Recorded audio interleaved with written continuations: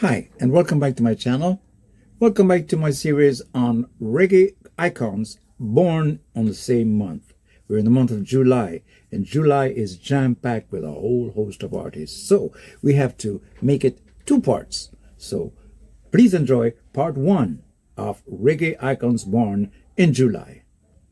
Buckle up for some serious summer vibes, because today we are diving deep into the world of reggae. Oh, yeah. Specifically, those artists born under the July sun.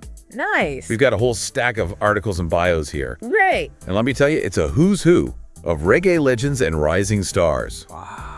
You might be surprised at how many of your favorite reggae tunes came from these July babies. Yeah, what's so fascinating is how this month really captures the evolution of reggae. Right. We got the pioneers who laid the foundation, the artists who pushed boundaries and crossed over into the mainstream, and a whole new generation carrying the torch today. It's like a reggae family reunion with all the generations and styles all coming together. I love it. We're going to kick things off right at the start of the month, July 1st, with two artists who, on the surface, couldn't be more different. Papa San and Merciless. Ready? Let's dive in. July 1st. Papa San, 1967. A dynamic DJ and gospel reggae artist, Papa San began as a dancehall star with hits like I Will Survive before transitioning to gospel, where he's inspired fans worldwide.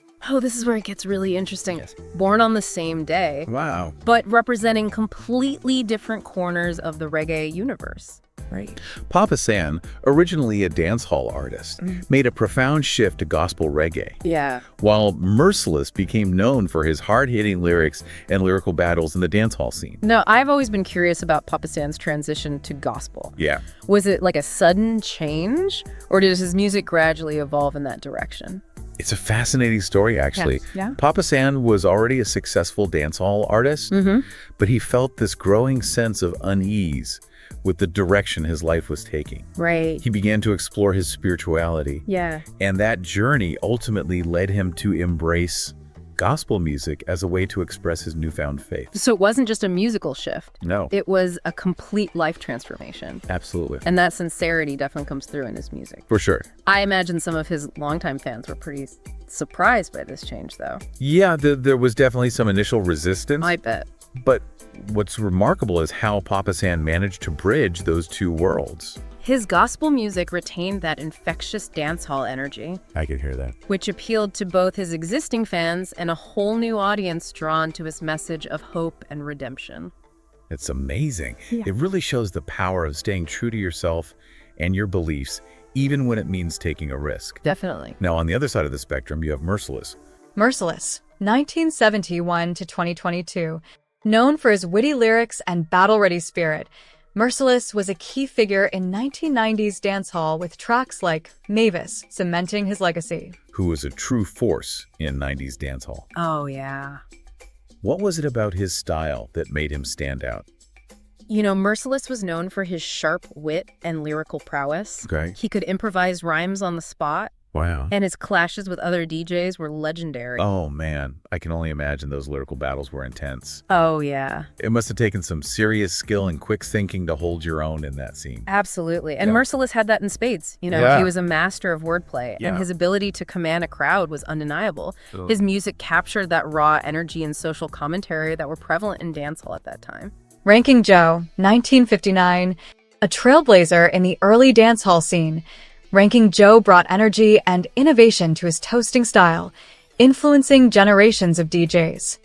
Speaking of influential figures, Right. we were just talking about reggae's global reach. And I'm reminded of Ranking Joe, born on July 1st. Okay.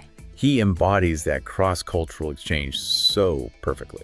Ranking Joe's story is really fascinating. Yeah. Born in Jamaica, but raised in the UK, Right. he brought a unique perspective to the music scene. Yeah. He's considered a pioneer of toasting, Okay. which, for those unfamiliar, Yeah. is a Jamaican style of lyrical chanting over a rhythm track. often with improvised lyrics. So like an early form of rapping or MCing. Exactly. Okay, cool. Ranking Joe was a master of toasting, Right. and he brought that energetic style to the UK, influencing a whole generation of DJs and sound system operators. Okay. He really bridged those two worlds, Jamaican and British, and helped shape the sound of UK reggae. It's a testament to how reggae has always been this fluid, adaptable genre, picking up influences and evolving as it travels across the world. Absolutely. Yeah. It's a music that thrives on collaboration and experimentation. Tapper Zuki, 1955. A producer and DJ, Tapper Zuki's gritty style in tracks like MPLA helped define the reggae dub sound. He's known for his contributions to the dub sound, which emerged in the 1970s. Now, I've heard the term dub, but never fully understood what it meant. Right. It sounds pretty out there. Dub is fascinating. Okay. Imagine taking a reggae track, stripping away most of the vocals, and then emphasizing the bass and drums. Right. You then add echo, reverb, and other sound effects, creating this almost psychedelic, otherworldly soundscape. Wow, that sounds trippy. Yeah. So Tapper Zuki was one of the pioneers of this experimental style. He was a true innovator. His track, MPLA, is a classic example of his dub style. Cool. July 2nd, Tanya Stephens, 1973.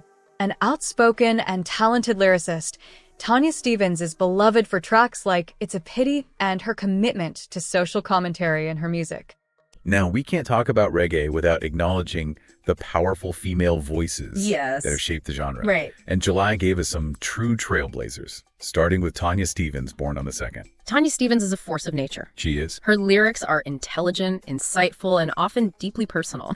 She's not afraid to tackle tough social issues, and she does it with a wit and sharpness that's truly captivating. Her music has this raw honesty that's really refreshing. She doesn't shy away from difficult topics, but she also has this incredible ability to weave humor and wordplay into her lyrics. I agree. Making them both thought-provoking and entertaining. Absolutely. Yeah. And her song, It's a Pity, is a perfect example of her lyrical prowess and her ability to connect with listeners on an emotional level. Yeah. It's a powerful song about heartbreak and betrayal. It is. But it's also incredibly relatable, regardless of your background. July 4th, Alborosie, 1977. This Italian-born reggae artist made Jamaica his home, blending roots reggae with a modern twist on tracks like Kingston Town. Now, speaking of reggae's global reach, we have a couple of international artists born in July who show how this music has transcended borders and cultures. Yeah. Alborosie, from Italy, celebrates his birthday on the 4th. Oh, wow. Yeah. Alborosie's story is really fascinating. Yeah. He fell in love with reggae music as a teenager in Italy. Okay. And eventually made Jamaica his home. Wow. His music blends traditional roots reggae with a modern European flair, creating a sound that's both authentic and unique. It's amazing how he's fully embraced the culture and become a respected figure in the reggae community. He really has. Shows the universal appeal of this music and its ability to connect people from all walks of life. It absolutely does. And his journey is a testament to the power of music to break down barriers and bring people together. Totally. His song Kingston Town is a beautiful tribute to his adopted home. Yeah. And it's become a modern classic. Yeah. 1945. A legendary producer and artist, Rupie Edwards contributed timeless hits like Our Feelings, Skana, and helped shape the early reggae sound. And that spirit of innovation continued with Rupie Edwards, born on July 4th. Right. He was a prolific producer, songwriter, and performer who played a major role in shaping the sound of early reggae. I've heard his name, Yeah. but don't know his music that well. Okay. What made him such a pivotal figure? Rupie Edwards had a knack for spotting talent and nurturing young artists. Right. He produced records for some of reggae's biggest names, helping to launch their careers and shape the sound of the genre. So he was like a musical mentor. Yeah. Guiding and supporting the next generation of reggae stars. Exactly. That's great. He was also a talented artist in his own right. Okay. His song Our Feelings, Skanga, is a classic example of his style. Cool. It's raw, energetic, and full of social commentary, capturing the spirit of Jamaica in the 1970s. It sounds like he was a true force in the reggae community. He was? Both as an artist and a behind-the-scenes influencer. Absolutely. Yeah. And his legacy continues to inspire artists today. Great. Before we move too far into the month, we got to talk about one of the true pioneers of Jamaican music, Owen Gray, Yes. born on July 5th. All right. He was one of the first artists to really make a mark on the international scene. Owen Gray's career is a testament to the evolution of Jamaican music itself. Right. He started out singing ska, then transitioned to rocksteady, and eventually became a prominent figure in reggae. Wow. His versatility is really remarkable. For those who might not be as familiar with those terms, could you break down the differences between ska, rocksteady, and reggae? Sure. Thanks. It's actually a beautiful lineage. All right. Ska emerged in the late 1950s and early 1960s, characterized by its fast tempo, upbeat rhythms, and horn sections. Okay. Rocksteady, as the name suggests, slowed things down a bit, Right. with a more laid-back groove and a focus on romantic themes. Okay. And then in the late 1960s, reggae emerged, Yeah. incorporating elements of both ska and rocksteady, but with a distinctive offbeat rhythm and a strong emphasis on social commentary. So Owen Gray was there through it all, He was. witnessing and contributing to each of these musical shifts. Yeah. That's incredible. It's like he was a musical chameleon, adapting and thriving in each genre. Exactly. And his music reflected the changing social and political climate of Jamaica during that era. For sure. He was a keen observer of life, and his lyrics often touched on themes of love, social justice, and the struggles of everyday people. Yeah. His song Patricia is a great example of his early work, Yeah. with a smooth, almost jazzy feel. Yeah, I love that one. It really shows his versatility Yeah. and how Jamaican music was already starting to evolve beyond its initial ska roots. It's a perfect example of how those early Jamaican artists were experimenting with different sounds Right. and laying the foundation for what reggae would become. Yeah. It's fascinating to see how those early influences still resonate in the music today. July 6th, Roy Gramps Morgan, 1976. A founding member of Morgan Heritage, Gramps is celebrated for his soulful voice and hits like Wash the Tears. July 11th. Now, this next one is close to my heart because I grew up listening to their music. Oh, cool. We have to talk about the Morgan Heritage family, specifically brothers Roy Gramps Morgan, born on July 6th, and Pt.1 Morgan, born on July 11th. Right. They've both made incredible contributions to reggae, both individually and as part of the family band. The Morgan heritage legacy is truly remarkable. It is. Their father, Denroy Morgan, was a reggae pioneer himself, Yeah? and he instilled a love of music in his children from a young age. Dude's amazing. Gramps and Peta, along with their other siblings, formed Morgan Heritage and quickly became known for their smooth harmonies, conscious lyrics, and infectious energy. Their music has this incredible warmth and positivity It does. that just makes you feel good. Uh-huh. It's rooted in traditional reggae, but they also incorporate elements of R&B, soul, and even pop, I hear that. creating a sound that's both classic and contemporary. And what's really special about them is their sibling bond. Oh, for sure. You can hear it in their music, the way their voices blend so effortlessly. Absolutely. It's a testament to the power of family and the way music can connect people on a deeper level. Pt.1 Morgan, 1977. Another star from Morgan Heritage. Pt.1 Morgan's powerful vocals shine on songs like Don't Haffy Dread. July 11th. John Holt, 1947 to 2014. A cornerstone of reggae and rocksteady, John Holt is famed for classics like Stick By Me and his work with the Paragons. Now, shifting gears a bit, Yeah. we come to July 11th, Right. which happens to be a double birthday celebration for two legendary vocalists, Okay. John Holt and Michael Rose. Oh, wow. Yeah. John Holt, Yeah. the voice behind so many timeless reggae classics. Nah. I've always loved his smooth, soulful vocals. John Holt's music is pure magic. It is. He had this incredible ability to convey emotion through his voice, Mhm. whether he was singing a romantic ballad or a socially conscious anthem. Right. His song Stick By Me is a perfect example of his romantic side. I love that one. A true classic that still melts hearts today. It's one of those songs that just transports you to another place. It is. Yeah. And his work with the Paragons. A vocal group he fronted in the 1960s Right. is essential listening for any reggae fan.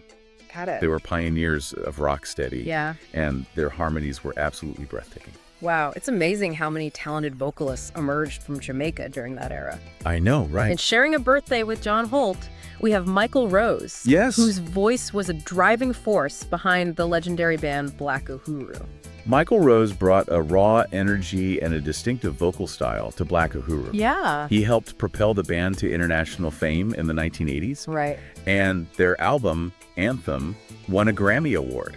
Wow. a historic achievement for reggae at the time. That's incredible. Yeah. What was it about their music that resonated with such a wide audience? Their music was a perfect blend of traditional roots reggae and a more modern, polished sound. Okay. It was socially conscious, Right. but also danceable and accessible to a mainstream audience. So they were able to bridge the gap between the underground root scene and the global pop charts. Exactly.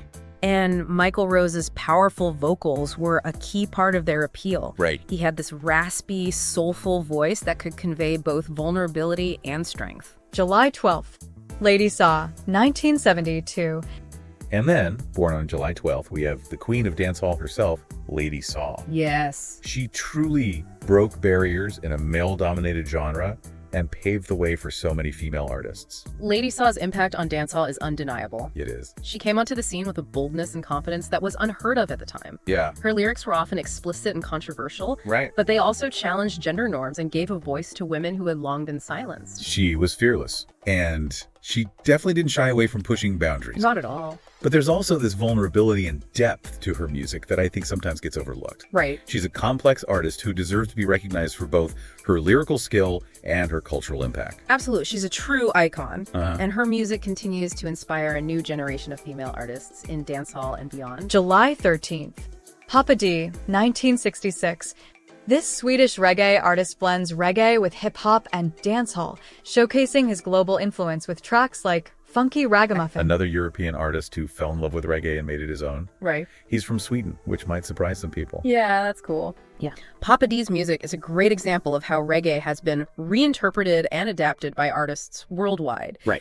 He blends reggae with elements of hip-hop, Cool. soul, and even pop, creating a sound that's both familiar and fresh. It's like a musical melting pot with all these different flavors coming together. I like that. Yeah, and it shows how reggae has always been this genre open to experimentation and collaboration. Exactly. It's Yeah. not a static genre frozen in time. Right. It's a living, breathing art form that continues to evolve and embrace new influences. Yeah. And Papa D is a great example of an artist who's pushing the boundaries of what reggae can be.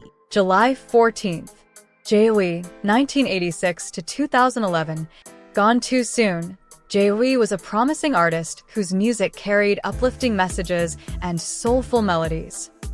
We've covered a lot of ground already, and we're only halfway through July. I know, right? But don't worry, we've got plenty more reggae royalty to celebrate in part 2 of our deep dive. Can't wait. Stay tuned. Hope you enjoyed part 1 of our video Reggae Icons Born in part 1. So check out my next videos coming up next.